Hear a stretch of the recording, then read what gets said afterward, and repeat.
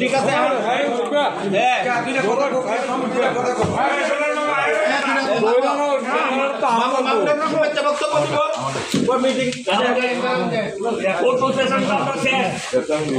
মামুনি শুভেচ্ছা বক্তব্য দিবে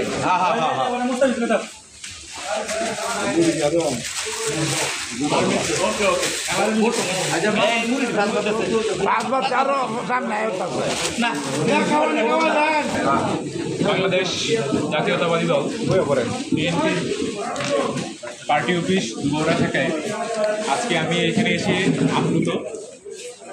আমার আদর্শ বাংলাদেশের রূপকার, যার ঘোষণায় বাংলাদেশ স্বাধীন হয়েছিল, মহান রাষ্ট্রপতি শহীদ রাষ্ট্রপতি জিয়াউর রহমানের আদর্শে গড়া সৈনিক যারা, আজকে মহান রাষ্ট্রপতি শহীদ প্রেসিডেন্ট জিয়াউর রহমানের হাতে গড়া দল বিএনপি এবং তার অঙ্গ সংগঠন ছাত্রদলের আমি একজন কর্মী হিসাবে আজকে আপনাদের অফিসে আসায় আমাকে যে উষ্ণ অভ্যর্থনা দিয়েছেন সেটার জন্য আমি সত্যিই কৃতজ্ঞ।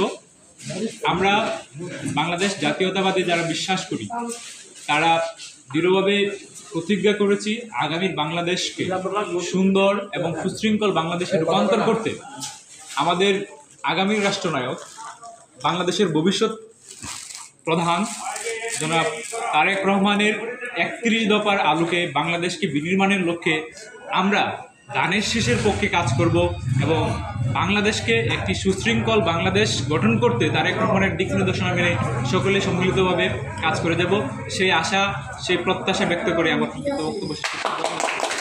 এবং উপস্থিত আছেন বিভিন্ন ইউনিয়ন থেকে বিএনপি সহ বিভিন্ন অঙ্গ সংগঠনের নেতৃবৃন্দ, সবাইকে আমার সালাম, আসসালামু আলাইকুম।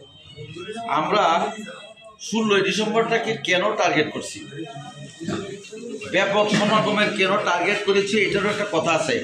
এই কথাটা হয়তো অনেকে জানেন না। কেন আমরা লোকবল বাড়ানোর জন্য প্রত্যেকটা ইউনিয়ন নেতাকর্মীদেরকে বলতেছি, নির্দেশনা দিয়েছি কেন, এটা একটা ব্যাখ্যা আছে।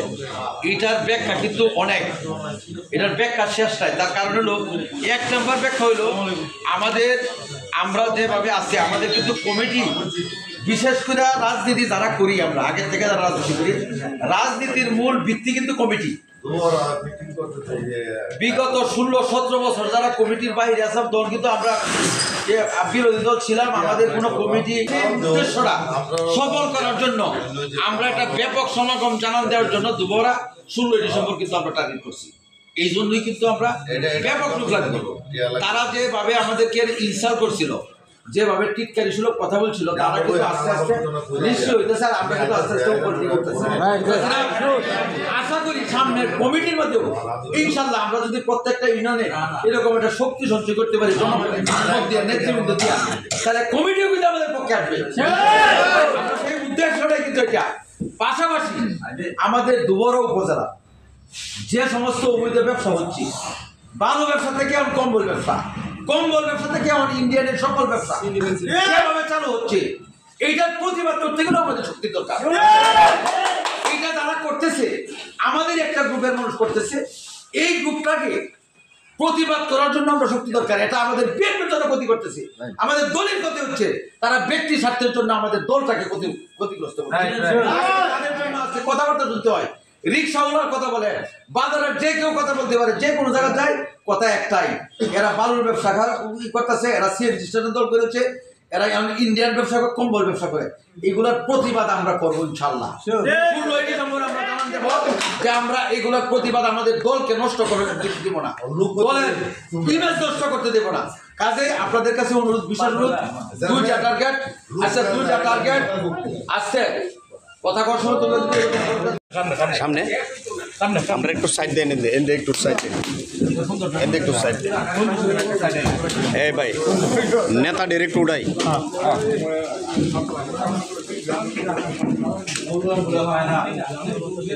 গুড। হ্যাঁ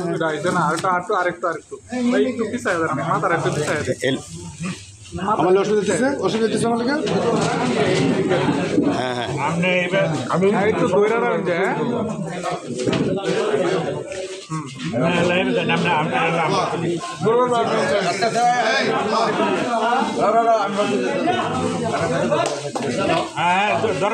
হ্যাঁ হ্যাঁ ধরছি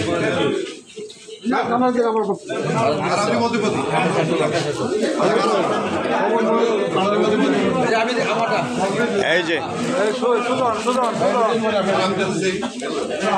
গুড ওকে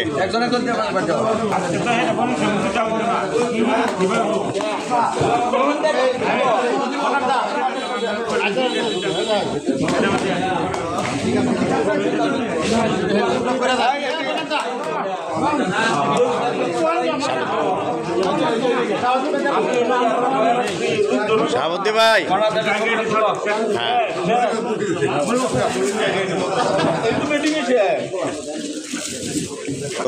ওকে ওকে ওকে ওকে ওকে